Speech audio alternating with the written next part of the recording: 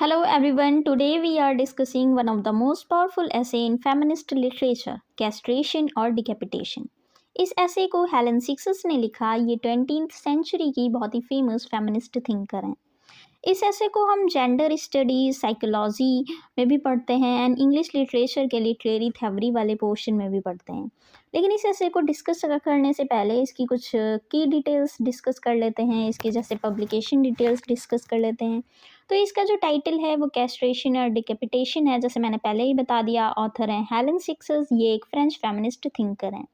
इस ऐसे को 1981 में पब्लिश किया गया एक जर्नल में, जिसका नाम है science journal of women in culture and society.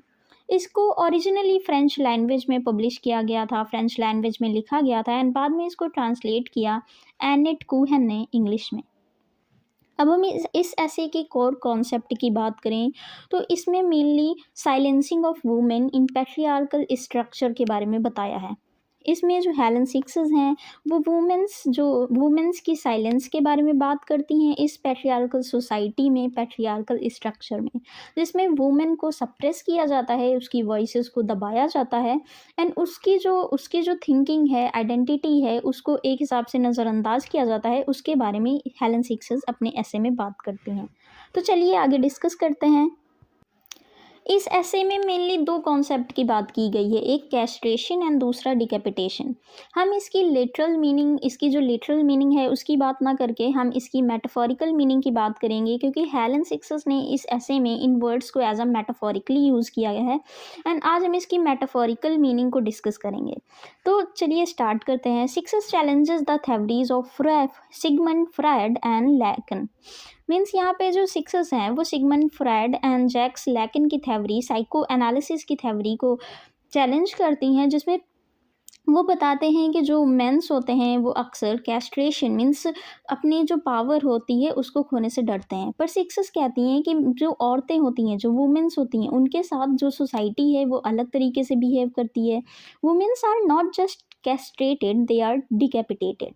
डिकेपिटेटेड की लिटरल मीनिंग होती है कि सर काट देना, लेकिन यहाँ पर एज अ मेटाफोरिकली जिस वर्ड को यूज़ किया गया है, जिसमें जो हेलन सिक्सस हैं वो बताती हैं कि वुमेन को केवल कैस्ट्रेशन का वुमेन को केवल कैस्ट्रेशन का सामना नहीं करना पड़ता, बल्कि उनको डिकेपिटेशन का भी सामना करना पड़ता है। जिसकी मीनिंग है उनका सिर काट देना।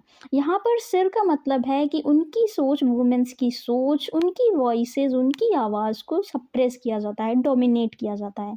इस मेल डोमिनेटेड सोसाइटी में वुमेन्स की आवाज़ को कैसे सप्रेस किया जाता है, उनकी जो सोच होती है, उनके लॉजिक्स होते हैं, कैसे उनको अनदेखा किया जाता है, उनकी वॉइसेस को दबाया जाता है।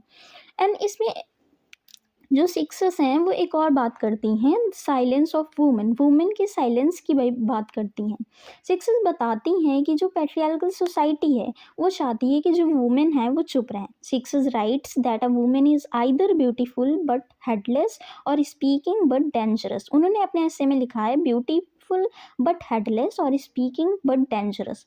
वो बताती हैं कि एक अगर वुमेन बोलती है तो उसे पागल समझा जाता है, और अगर वह चुप रहती है तो उसे आदर्श माना जाता है। मीन्स अगर एक वुमेन बोलेगी, वो अगर अपने थॉट्स, अपने इमोशंस, अपनी फीलिंग्स को, अपनी एक्सपीरियंसेस को जब एक सोसाइटी में बताती है तो उसको, या तो वो एक आइडल सोसाइटी, जो मैन ने एक आइडल सोसाइटी क्रिएट की है, मैन का जो आइडल वर्ड है जिसमें एक वुमेन को एज अ पैसिव देखा जाता है एंड वुमेन को शांत रहना चाहिए, चुप रहना चाहिए, ऐसा जो मैन है उन्होंने अपनी बुक्स में, अपनी सोसाइटी में वुमेन को ऐसा पोर्ट्रे किया है। लेकिन अगर कोई वुमेन बोलती है तो वो इस मेल डोमिनेटेड सोसाइटी के लिए डेंजरस हो जाती है, मेल डोमिनेटेड सोसाइटी के लिए एक खतरा हो जाती है। इसीलिए इसको ही हेलन सिक्सस बताती हैं कि this silence is a form of symbolic death. Means इसमें जो वुमेन की जो आवाज़ है उसको दबाया जाता है, उसको एक हिसाब से ख़त्म कर दिया जाता है। इसी को हेलन सिक्सस डिकेपिटेशन कहती हैं। एंड साइलेंस पर हेलन सिक्सस ने अपने ऐसे में बहुत ही अच्छी लाइन लिखी है, जैसे listen to a women speak in a public assembly, she doesn't speak, she throw her trembling body into the air.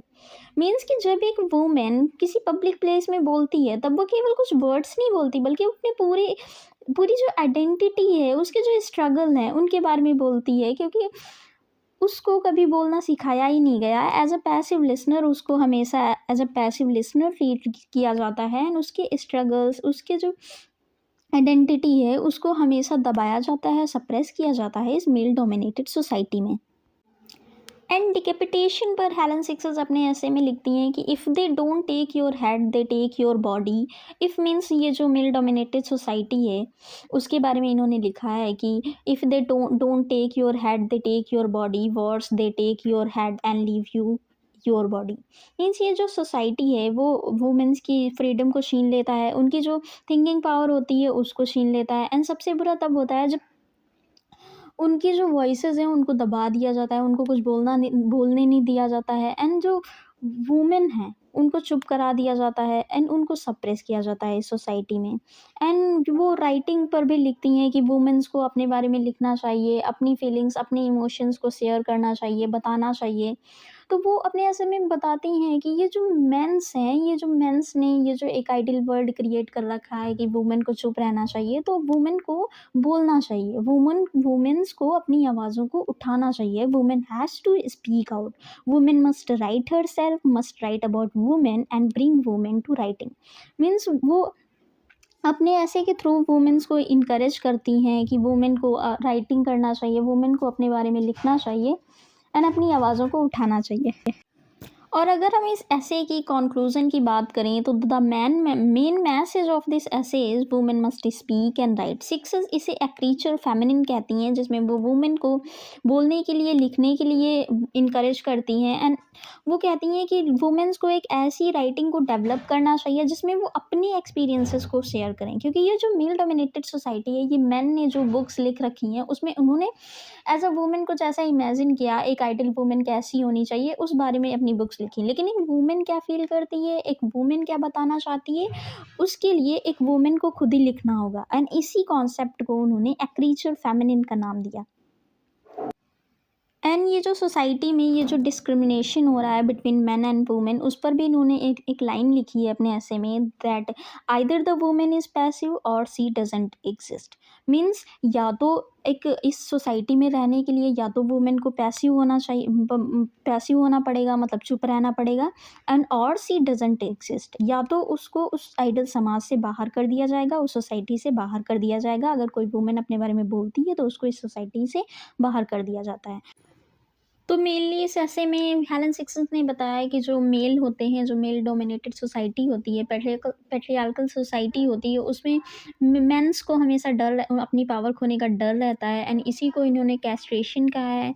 बाद में इन्होंने डिकैपिटेशन की बात की है कि वुमेन हमेशा चुप रहती है, उनकी वॉइसेस को दबा दिया जाता है, इसके बारे में बात की है। एंड लास्ट में इन्होंने बताया है कि वुमेन को अपनी वॉइसेस को उठाना चाहिए, अपनी बातों को उठाना चाहिए, अपने एक्सपीरियंसेस को शेयर करना चाहिए एंड अपने बारे में लिखना चाहिए। तो मेनली यही की पॉइंट्स थे। सो कैस्ट्रेशन और decapitation is a call to break the silence.